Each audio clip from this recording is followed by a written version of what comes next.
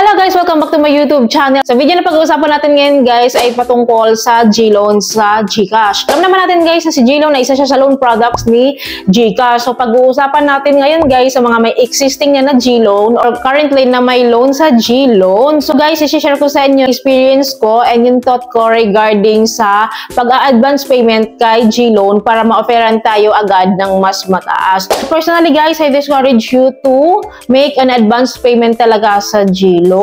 Kasi nga guys, based on my experience is hindi ko talaga siya ma-recommend sa inyo. Una, so syempre lagi ko naman talaga din itong sinishare pero sa mga ibang hindi pa nakakalam. First guys, may loan offer nga ako kay GLoan na 2,000 pesos yun ang offer nila sa akin.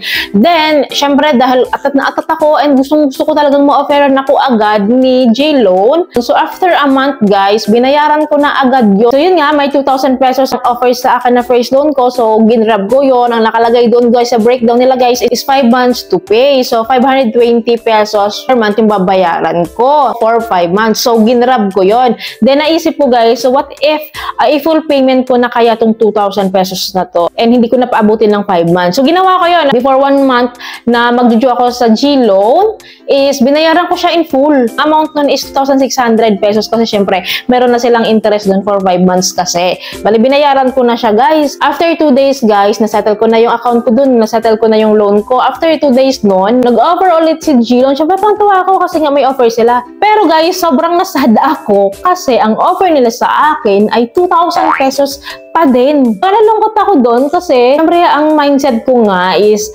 kapag nabayaran ko to and makita nilang good payer ako, nag-bayad ako agad, ikirasan nila agad ako. Pero mali pala yung ganun. Mali pala yung ganung mindsetting.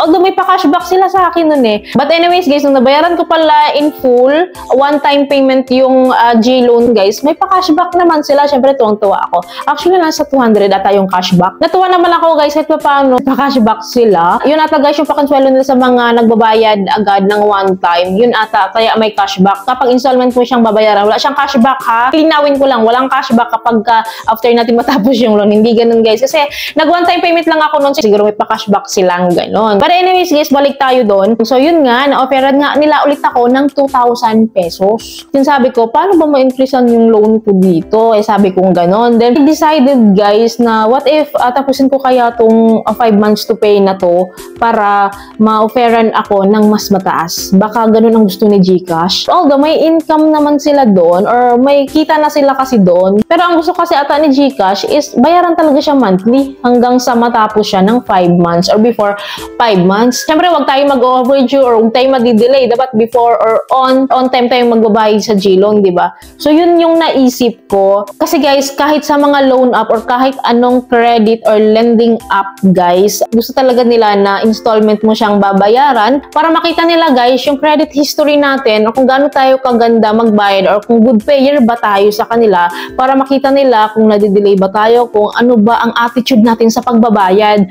Within that 5 months, i-evaluate nila na maganda pala itong magbayad, maaga pala itong magbayad, or ganito pala siya magbayad, lagi siyang late, lagi siyang delay. So yun guys, i-evaluate yan ni GCash, yung history natin sa kanila. So, syempre nga naman, kung babayaran natin sila agad-agad, kunwari, sa 2,000 na yun, niloan ko nga siya, tapos binayaran ko nga siya agad, tulad nga ng ginagawa ko. 2,000 pesos na yung offer sa atin, tapos binayaran natin agad kasi gusto natin ma-increasean. Wala nga naman reference si GCash o wala nga naman siyang credit history. Wala nga naman tayong credit record sa kanila kung paano tayo and kung ano yung attitude natin sa pagbabayad sa kanila. Parang ganun yung gusto ni GCash. Kaya ko guys nasabi to, I experience a lot na rin naman sa ibang mga lending apps. I experience a lot about naman sa pag-borrow ng money and about sa mga lending and loan, banking, ganyan.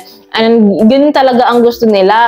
So, yun nga, chinaga ko siya. Na-share ko naman sa inyo, guys. Chinaga ko nga siyang magbayad, guys, hanggang sa matapos ko. Yun nga, guys, bago ako matapos no, na-share ko naman sa inyo na may offer na sa akin si GCash. Nag-text na sila sa akin na magaling daw ako magbayad.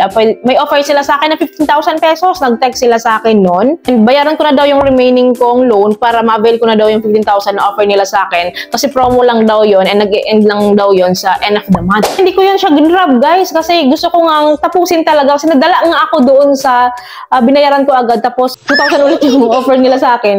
Nadala ako doon kasi sabi ko hindi ako magpapa-encourage dito sa text nila na offer nila sa akin na to.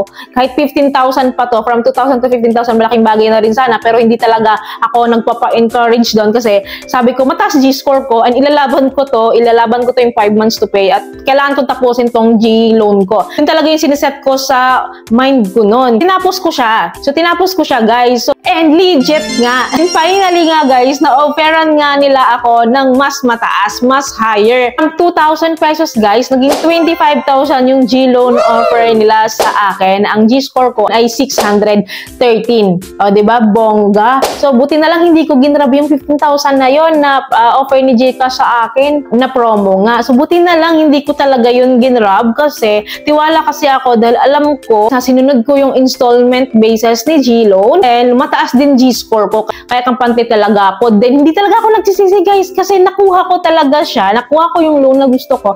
Yung 25,000 pesos loanable amount offer nila sa akin. So, kaya nga guys, hindi ko kayo in-encourage na mag-advance payment sa G-loan kasi baka ma-disappoint lang kayo, hindi kayo ma-offeran ng mas maganda. Kaya nga guys, pag-isipan nyo mabuti muna. Dahil si Gcash naman guys, sa mga loyal at sa mga good payer client nila is nag-o-offer talaga sila. So guys, hindi ko rin kayo pinipigilan na i-grab yung offer nila. Kunwari may promo sila like that. Nag-text sila sa inyo na may offer sila na 15,000 na loan, repay your remaining loan. Pwede nyo naman i-grab yun guys. Kung kailangan nyo talaga. And kung alam nyo talaga na okay na kayo sa ganung amount, hindi ko kayo pipigilan sa ganun guys. Kasi iba-iba naman tayo. But I fully encourage you talaga na tapusin nyo yung loan nyo. Kasi gustong-gusto talaga ni Gcash yun at mas mataas kasi ang chance nyo for a higher loan limit. So, syempre, gusto din naman natin ng mataas and mababa yung interest. But by doing that, guys, syempre, habang nag-aantay tayo or nagbabayad tayo sa ating G-loan, guys, pataasin at palakasin natin ang ating G-score. Kailangan mataas na mataas yung G-score natin kasi, guys, napakalaking role na ginagampanan ni G-score talaga. Yung trash score ni Gcash is talagang naka-basis dyan. Lamang, guys, I hope may natutunan kayo sa video and I hope nakatulong ako sa inyo. And kung may questions and concerns kayo, guys, you can comment down below. And kung hindi ka pa nakapag-subscribe, please don't forget to subscribe and hit yung bell button para update kayo sa mga bago ko po mga videos. Guys, kung nagustuhan niyo itong video na to, please don't forget to like, share, and subscribe. Thank you for watching. Bye!